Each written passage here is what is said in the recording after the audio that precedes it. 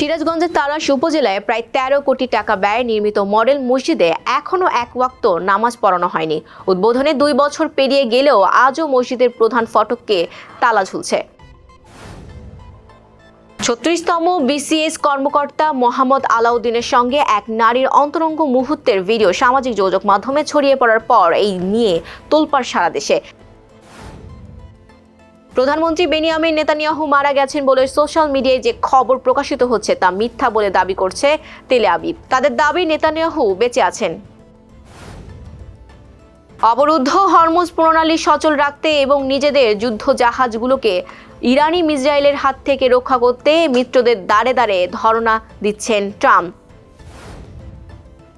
ভারতের ধর্মীয় স্বাধীনতা খর্ব লঙ্ঘনের অভিযোগে কট্টরপন্থী সংগঠন আরএসএস এবং র এর ওপর নিষেধাজ্ঞা আরোপের সুপারিশ করেছে যুক্তরাষ্ট্রের ধর্মীয় প্রতিষ্ঠান USCIRF।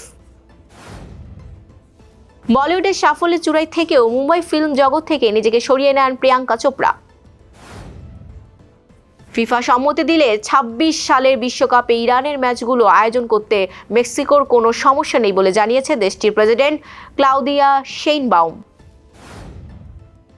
সবাইকে অবাক করে দিয়ে পাকিস্তানের বিপক্ষে ওয়ানডে সিরিজ বাংলাদেশ এবার চিরাচরিত স্পিনিং উইকেট তৈরি করেনি। ব্যাটসম্যান ও বোলারদের সমান সুযোগ দিয়ে সত্যিকার স্পিনিং উইকেট তৈরি করেনি বাংলাদেশ দল।